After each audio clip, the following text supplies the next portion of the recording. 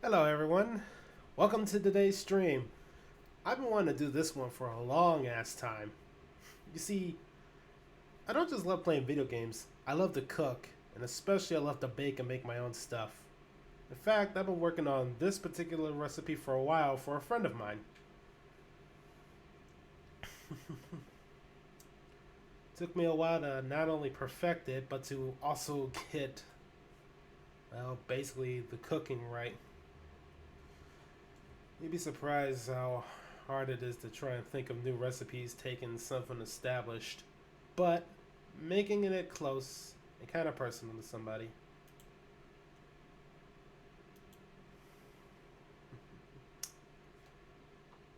So, I'm going to show you all how I made it. I'm going to give you some commentary on everything. And here, I'm going to put this on the chat, but it's the recipe if you want to try it out for yourself.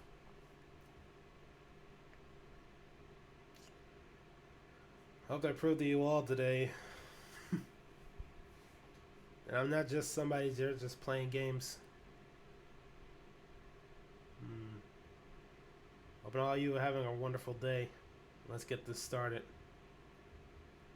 So, to start with, when it comes to this, you need all the ingredients. Now, as you can clearly see, I have all of it laid out on the table right now. And before you ask, yes, this is a recorded video. I don't have a wireless camera, and my rig is a desktop that's hardwired into my bedroom, so I can't exactly move an entire desktop to the kitchen. But as you can see on here, but also on the recipe sheet, we have flour, we have two types of sugar, we have granulated, and we have powder. It's important that you differentiate the two because, well, you don't exactly want to use powdered sugar in dough. I'll explain why a bit later. But we also have the ricotta cheese. We also have salt. We have eggs. We have butter. The green thing over there that's in the measuring cup, that's actually vodka that's been mixed with matcha. The matcha's been activated to give it this flavor, and it's combined with the vodka. You're about to see why. Now that we have all the stuff here, it's important that to start with, when you're doing with dry ingredients, you need to sift it. Particularly with flour. So, now that we get this started, the first thing we're going to want to do is we want to take our measuring cups, and to start with, we need the base item. So we're going to want 2 cups of all-purpose flour. Not self-rising, not any of that type. You want all-purpose for this. Not only is it basically the most well-used, but if you do something else, you're going to not only get a different flavor, but you're also going to get a different size. So as you can see, right now, I am... Speed this up. I am putting this into basically my sifter. Now you want to sift the flour because you want to avoid any lumps. I'm using this rubber spatula now because I got to push it through. You don't want any lumps when it comes to... Hang on a second.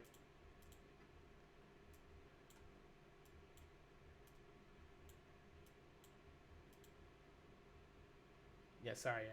VTuber model was kind of acting up, and I kind of had to make it closer. Now, you don't want any lumps. Have you ever made pancakes, like by hand, but when you've made it, there's like this weird lump of just pure flour in the middle of it? Yeah, you want to avoid that. And you also want to make sure it's completely measured and skimmed off the top when it comes to flour. Any more, it gets too dry. Any less, and it mixes with the liquid, and you're going to get a wet thing. You're going to have to add more flour. Now, it's preferable if you get that, because you can at least add more flour if you need more B. So as you can see now, I'm basically trying to make sure it gets all the way through, get every single speck in that bowl. So, next thing I do is just get more flour. Because again, this is 2 cups that I need. Excuse me while I just go and grab it.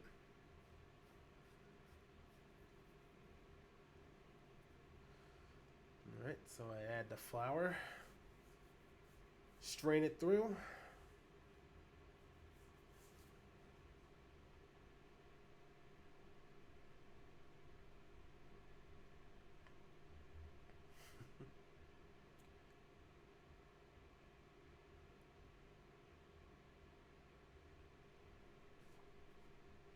Always make sure when you're straining you tap it, because sometimes the flour will clump up and it will get caught on the sides. And you want to make sure you get as much of it as possible through. So you always tap the strainer to try and make sure that all of it gets through.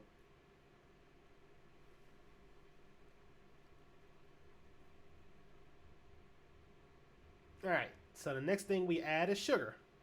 Now the key word is granulated sugar. You don't want powdered sugar. You want granulated. Not only is it going to be easier to strain through, but so we add in about a tablespoon of sugar. You don't want as much sugar as possible. You want as nice amount so it keeps its flavor, but you don't want to add too much. Sugar is basically very addictive. I'm not even joking. So, now this one's a very tricky step. Well, it's not really tricky, but most people don't like doing this. You want a tablespoon of butter, and you want a little bit extra butter just so you can add it in there. But you're not going to strain it, because how can you strain butter? Unless you like melted. No. You want the butter cold because you're going to press it with your fingers. I'm not even joking. So as you can see, I got my tablespoon plus a few more. I'm adding it to the mix. And now that I got that, I'm taking my fingers and I'm basically rubbing it in. Now you want to rub it in because you're trying to incorporate the butter into the flour. It's very important that you do, so it will, when you mix it in with the wet, it will evenly stir through. So you don't get any butter clumps and you get a nice even distribution of butter flavor throughout it. So as you can see, besides how flaky my hand looks, I'm trying to properly incorporate the butter in.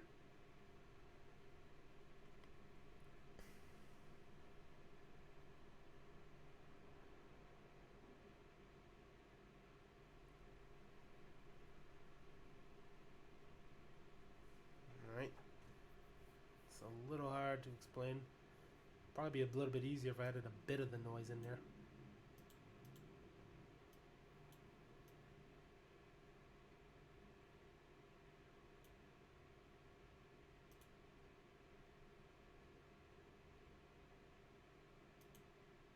Ah, shit! Sorry, let me get back.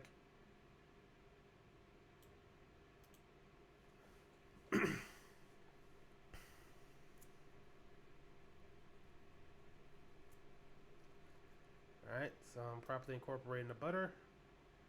And now that it's nice and flaky, the butter has been incorporated to the flour. This is when you start adding your wet ingredients. So this is a cannoli. So what you're gonna need is some dry white cooking wine. I don't mean regular wine, I mean dry white cooking wine. Because you're about to fry this later and you're gonna want even amount. So for this, you are gonna want about a 1/4 cup of this cooking wine.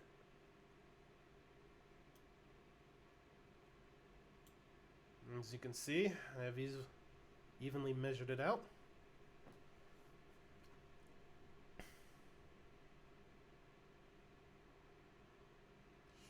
Man.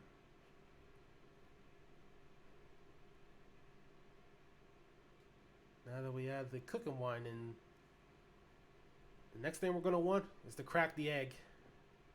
You just want one egg, one large egg. And avoid getting any of the shells in there. Nobody wants to eat the shell. Make sure you get all the liquid out of the eggshell because you sometimes get a straggler. And then you start taking your spatula and you start trying to incorporate it. But I kind of forgot to get the salt, so I'm going to add the salt in now. It's preferable you add it in when you're sifting all the dry ingredients. So you want like a little bit of salt, like about 1/4 teaspoon. And now that I'm starting to incorporate, you have to fold in the dry and the wet ingredients until it starts forming a ball. It may take a little bit of a process, but as you do, you'll start to notice the color change and that the flour and the liquid will clump together so it can keep its form. When you have it into a nice form, you can then work with it by hand. And that's a little easier to do than with the spatula.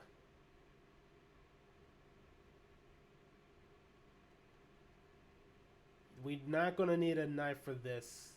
Well, we're going to need a cutter, but not a knife. So now we start working with it with our hands. This is especially good for people that like to get their hands dirty.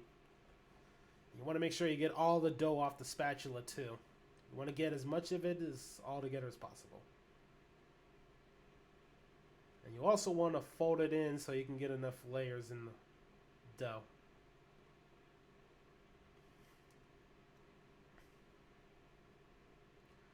So now that I don't need a bowl anymore, I can work with it on the table itself. I had to make a little adjustment with the length. And now I can work with it right here.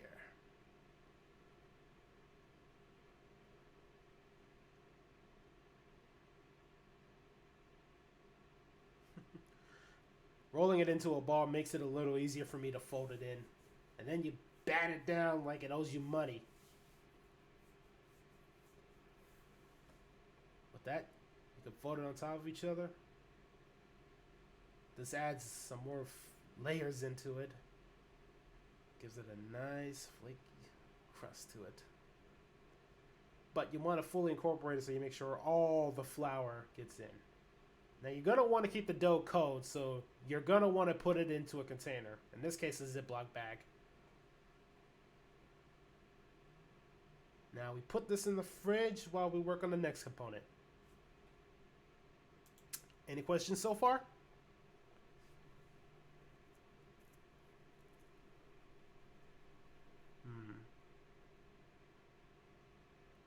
Any questions about the dough making process right now?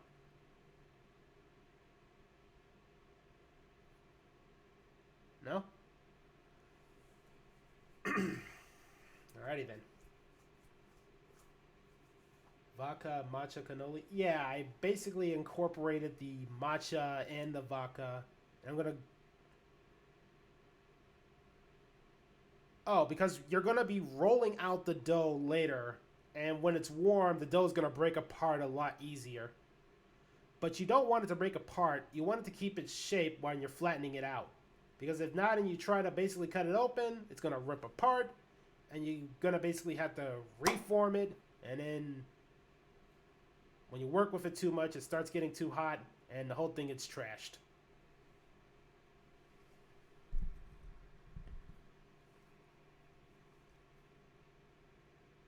Oh yeah, exactly.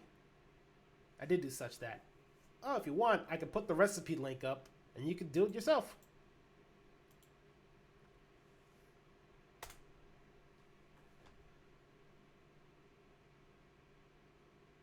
Actually, it looks more like pistachio. I know it's surprising, but a lot of people who have looked at it and tried it themselves thought it looked like pistachio. And then they ate it, and it's like, this tastes like a drink. But, okay, so when it comes to the filling of a cannoli, everyone knows that it's basically a ricotta cheese-based filling. So, like the same cheese you use in your lasagna. I know that sounds weird, but ricotta is actually very easy to manipulate depending on how sweet or savory you want it, depending on the meal. So here, this is my vodka matcha activation. This is about a 1/4 cup of vodka. I used absolute, but it doesn't really matter. Just has to be an unflavored, like, pure vodka. It surprisingly works really well. Everybody who had it loves it, and people who don't drink love the one I made. And you also want a 1/4 teaspoon of matcha powder. I personally got culinary grade. there are three types of matcha grades. You have your commercial, your culinary, and your ceremonial. Obviously, ceremonial is the best because it's got the strongest and most pure flavor. But unless you are working ceremonial or you're trying to grow it yourself, it's really hard to come by. So I got culinary grade. So here is our activation mixture. The matcha and the vodka. Had this activated for a while. So, we're going to want to add the ricotta cheese. You're going to want to strain it like I did. But I used about 15 ounces of ricotta cheese. And you want to get out as much of it as possible. Now after that, we start adding the powdered sugar. Now it's important that I say powdered sugar instead of granulated. And there's a very important reason when it comes to this step. Granulated is very, well, grainy. It's like sand. It works well when you're baking it because you can actually work with it and I know it sounds weird, but the sugar can actually melt. Like, have you ever actually put sugar in a pot and it just seems to like turn into some weird water? But we're not baking the cream, so you don't want to use that. You want to use powder because it can incorporate better. And after that, we add about 1 teaspoon of vanilla. Now, I prefer to get the full real stuff, but I did not have that at the time.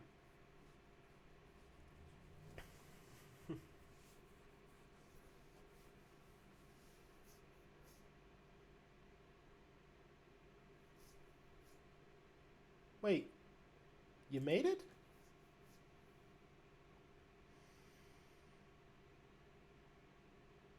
Sorry. So glad you made it. Sorry. Gotta get back to myself. Right. So we're gonna want to fully incorporate all the mixtures. For now, I'm using the whisk to aerate it. Yes, that sounds weird, but aerating is actually a term you can use in culinary. It's when you're basically incorporating the air into the food so it gives it a bit more of a fluffiness to it. Like, have you ever wondered how meringue cookies are made or like homemade whipped cream or something like that? It's essentially the egg yolks or the liquid being incorporated with air and it takes a form. So now that I had added enough air and started incorporating it, I'm going to take this rubber spatula and basically fold it in on itself. I'm also moving the bowl so I can easily not only get all the sides, but I can make sure I don't miss a spot.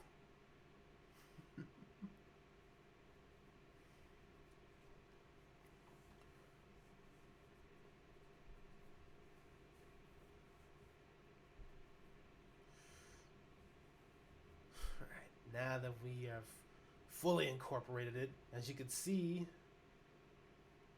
this is the cream we will be using. It's a little bit more looser than the average cannoli cream, but it will still keep its shape, especially when you put it in the fridge. Now, when you're going to add the cream, you usually want to put it in a pastry bag. But once again, I'm broke as fuck. So, if you don't have a pastry bag, you can do what everyone does. Use a Ziploc bag. In fact, there's actually a lot of tricks you could do if you don't have the proper cooking material. And a pastry bag ends up being not a pastry bag, a Ziploc bag can end up being one of your best friends, especially in baking. So you're going to want to take the rubber spatula and get out as much of the cream as possible. So as you can see, I'm trying to keep all the cream in here.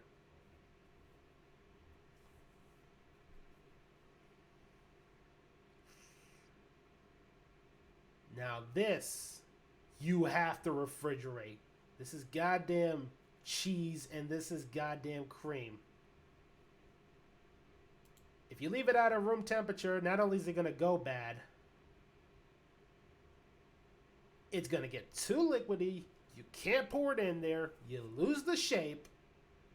Doesn't even be a cannoli. Now, I didn't have anything, but You can also add other things in there if you want to put, like, say, chocolate chips, walnut pieces, maybe a bit of blueberries that are really small, tiny diced strawberries, maybe some tiny mango chunks. Give it a bit more of a fruity flavor to it. Okay, I gotta write this one down. I want to work on this next time.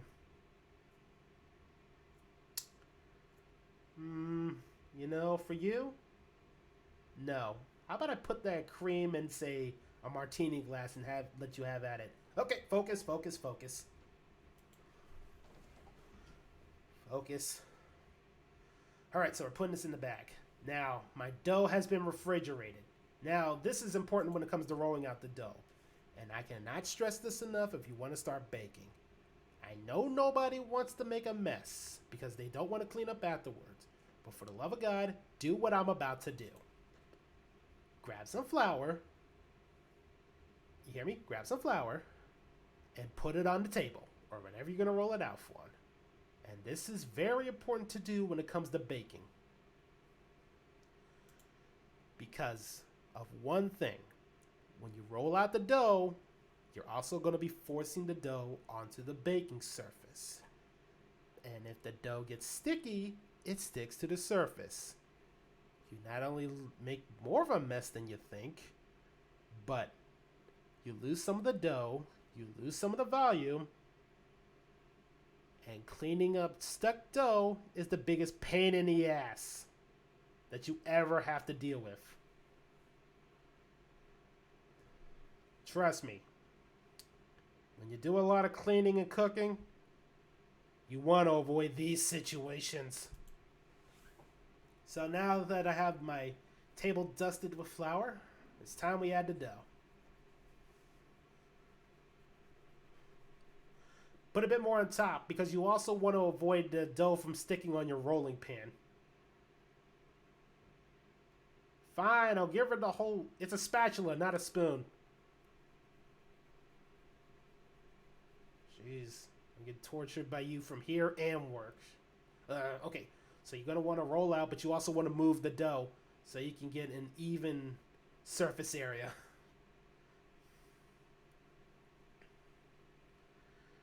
I'm also flipping it so I can make sure that both sides get an even incorporation of both the flour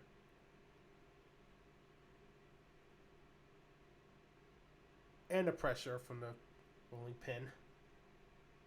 So here, see, I'm moving it around. I'm making sure that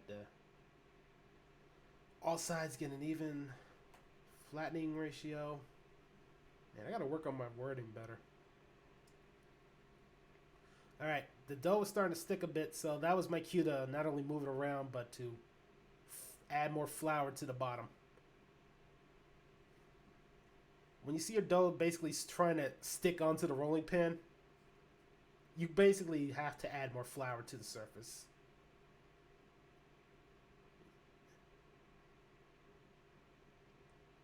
I flipped it.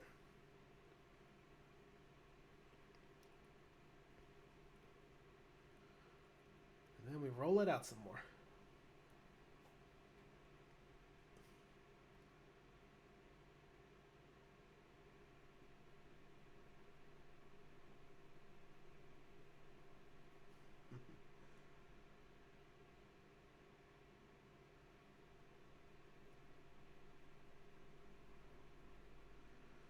Now you want to dust off any of the excess flour because you don't want that flourly taste when you get to the next step.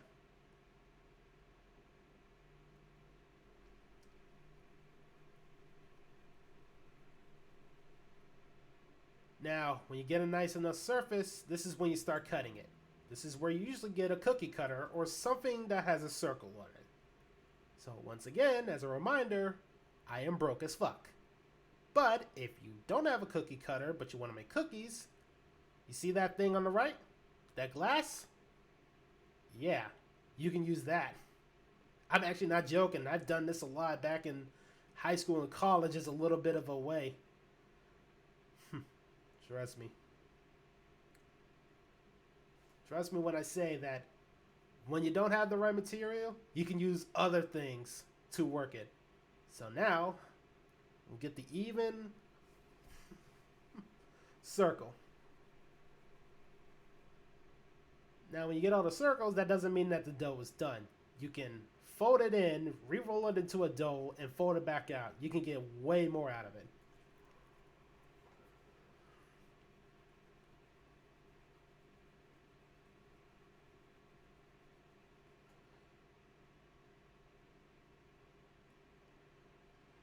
So now, right now, I'm folding the dough back in. But as you can see, those will be our cannoli shapes. I'm doing them small because it's easier to maintain than the big ones. But I will show you a few big ones later. Now, this one is important. So you see that cylinder I showed you? That is a cannoli holder. You want it to be heat resistant, but you also want to grease it up because you don't want it to basically bake into the cannoli holder itself.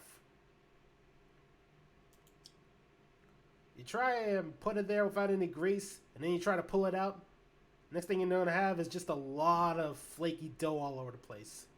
So now we put it in its form, but you want it to stick together. That's where that comes in. That is egg wash.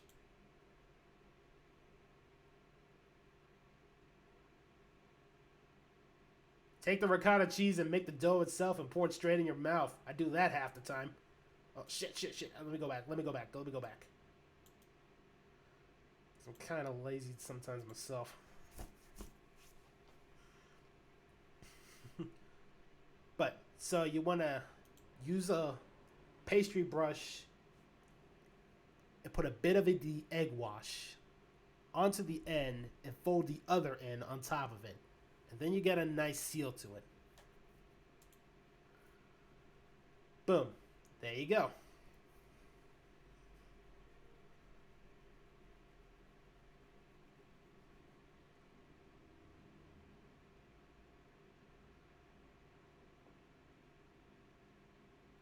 Hey, you asked.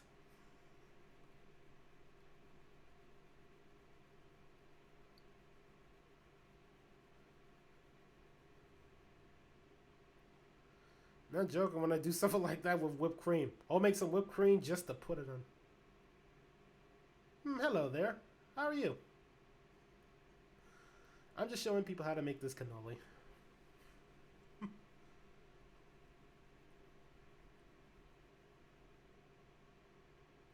So I am doing the process with all the cannoli holders because you're going to want them to keep its shape. And you want it to slide out when it's done.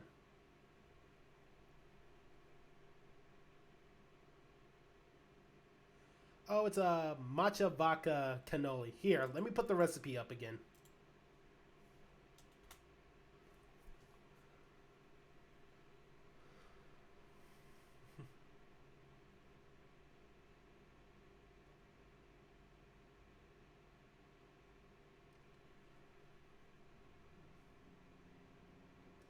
So, I'm greasing the cylinders again. Taking one of the circles, forming it.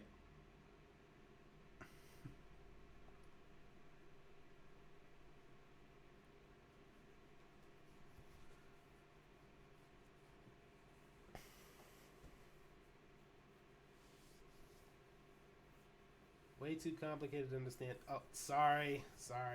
And those are our cannolis, completely wrapped. Alright, so for this part, you're going to want about a quart of vegetable or canola oil. You just want something that has a very minimum flavor to it, so, because you just want the flavor of the dough and the cream. And you're going to want it preheated to 350. Oh, it's fine. Let me tell you, I'm native English born, and my English sounds about really bad, honestly. As you can clearly hear.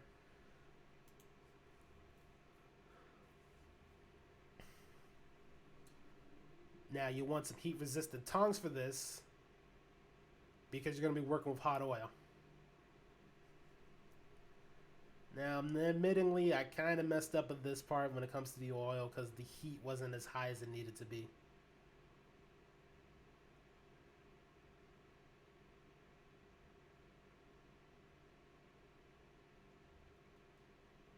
Yeah, well, you kind of need those canola wraps so we can keep its shape.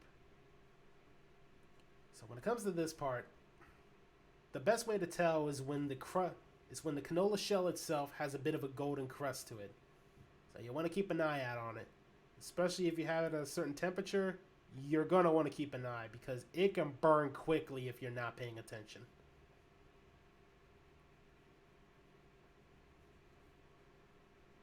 So for now, so I can not only keep it even, but to keep a lot of the excess oil from soaking in on one part.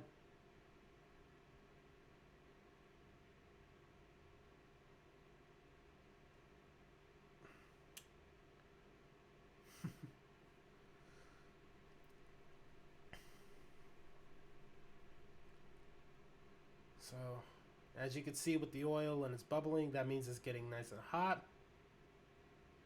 I move it around. Still a bit pale.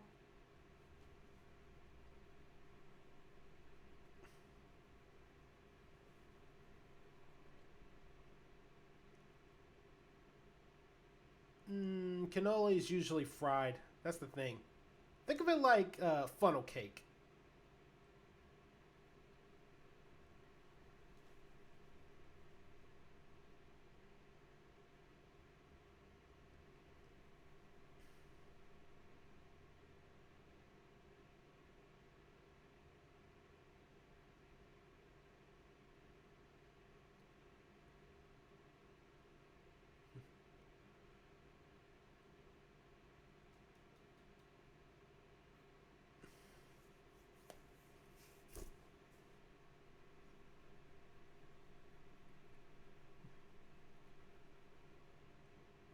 So as you can see, it's still a bit pale, so I'm leaving it a bit there longer.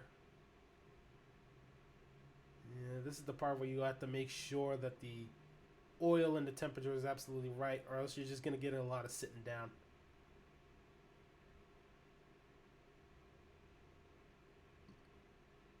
Oh, especially if you add some powdered sugar, some cinnamon, and some dark chocolate powder on top of it. That is some really good funnel cake. Next time you come by from Eggfest, maybe I should make you some funnel cake with a vodka syrup on top.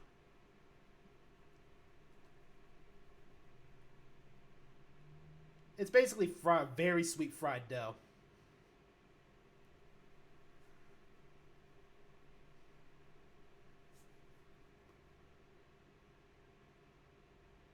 Alright, now as you can kind of see from the bottom, the dough is starting to get its golden color to it.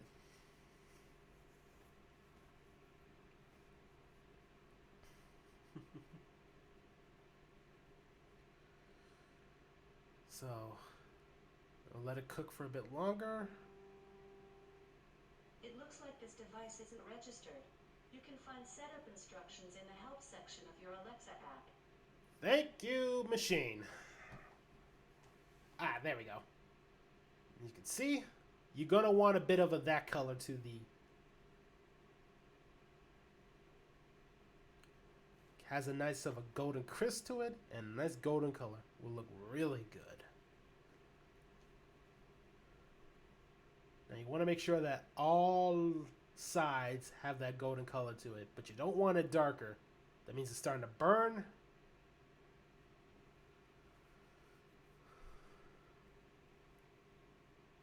And you get more of a bitter taste when you have burned food. Have you actually seen a lot of the American food? It is really unhealthy. So now we take the whole canola out. Cannoli out. Remove any excess oil, and then we put it on a sheet tray that will be lined with either parchment paper or paper towel. That's important because you want to make sure that all the oil in it gets soaked out. So now that I got the oil in the right temperature, I am doing this with 3 more. We fry a lot of foods, honestly, so we're not exactly the most healthiest. Now, unlike the first one, this should take less time because it's the right temperature, as you can clearly see with how I'm moving it.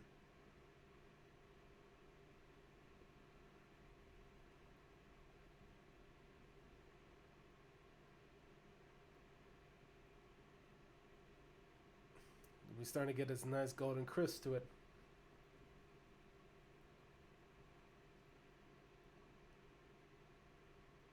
Oh, I know. In fact, a lot of countries don't really fry a lot of food as much as America does.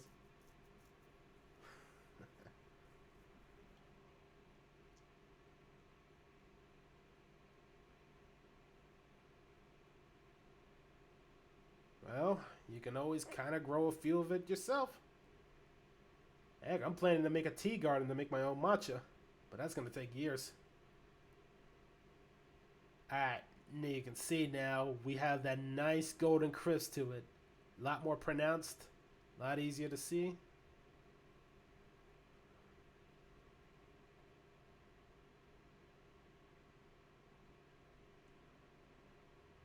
And that's a really good habit when you work in culinary, honestly. So I remove all the excess oil that's hiding in the cylinder. I'm showing you what it looks like. Has the nice golden crisp to it.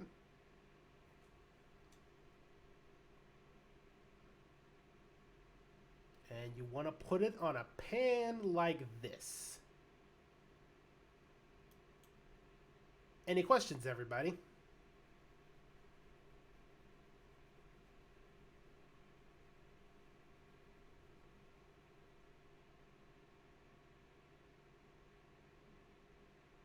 No questions?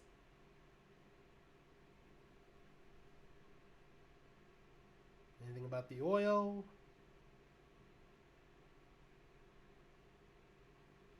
No?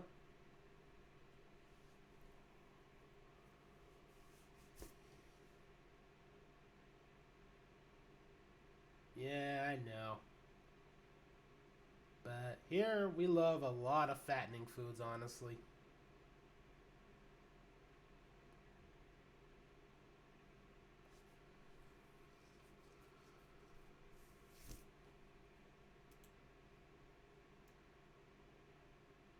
Not yet. We still gotta add the cream, which is actually the next part.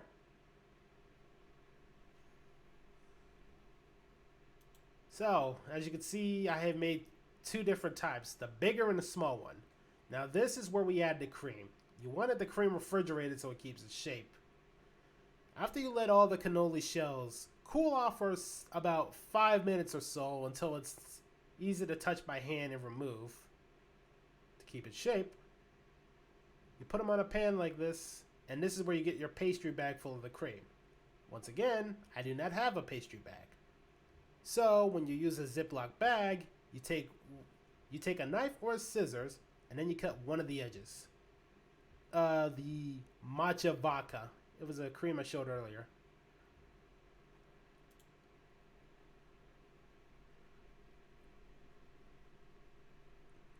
So cut the end, as you can see, with that little missing end of the side. You grab one of the cannolis. You squeeze it on the end to get a nice, as you can see, zooming it out a bit so it's easier to see. Squeeze the end, put it from the end of one hole, and squeeze it. Exactly, that's how you do it.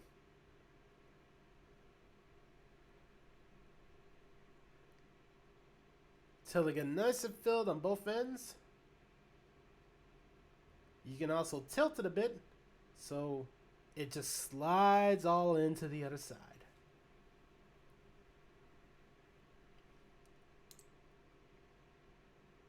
A little bit of a time wasting process, but if you want it, that's how you do it.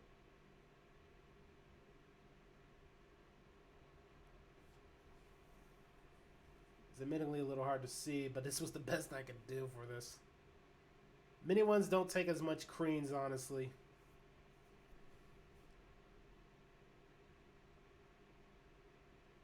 I've always wanted to try and make something like that.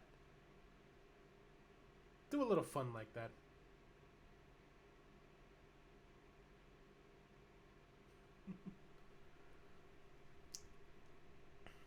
Add the cream to the cannoli.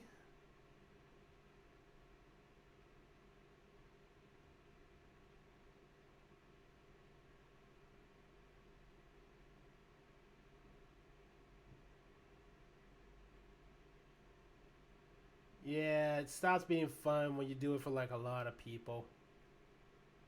But it's a passion to me, so I don't mind it. Alright, so this is the last part. It's not really necessary, but I love the garnish. So I took 4 of the best ones, 2 big and 2 small, and I plated it like this. But for here, I decided to garnish it.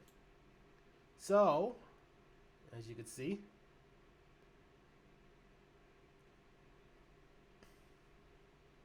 this is 2 big, 2 small matcha vodka cannolis. But as a bit of a garnish and add to flavor and presentation, I took powdered sugar and cinnamon. Put a bit of powdered sugar on top, a little bit of cinnamon, and voila. This right here is Dreamweaver. Perfect late night snack for anyone who wants to have a nice sweet dream.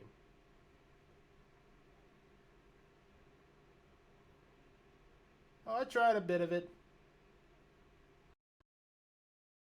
Take it. I made it for you anyway. Why do you think it's called Dreamweaver, for God's sake? So, anyone got any questions?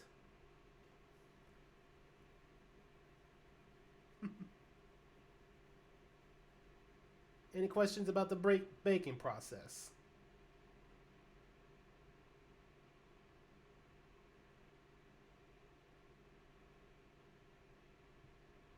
I've always wanted to try making that, but it seemed a little trickier for me to do until I get more practice done on it.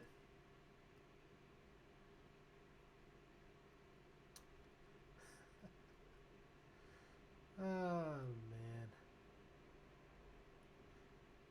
So, any questions? Any ideas you want me to do? Any requests?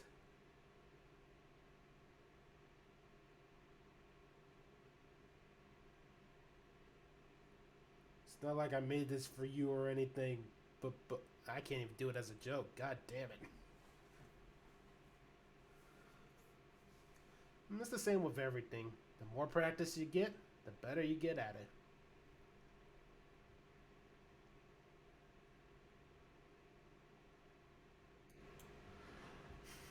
I want to thank you all for coming to my first cooking stream. I know it's a short one, but this was a relatively shorter dessert to make, honestly. If you guys got any more questions before I end it, please go ahead. Ask away. If you want, you can just follow me. Because not only am I going to be doing this, but also on my Discord, I'm going to be posting more recipes. Not just cakes, but also meals, drinks, ideas for parties. I'm just happy you came.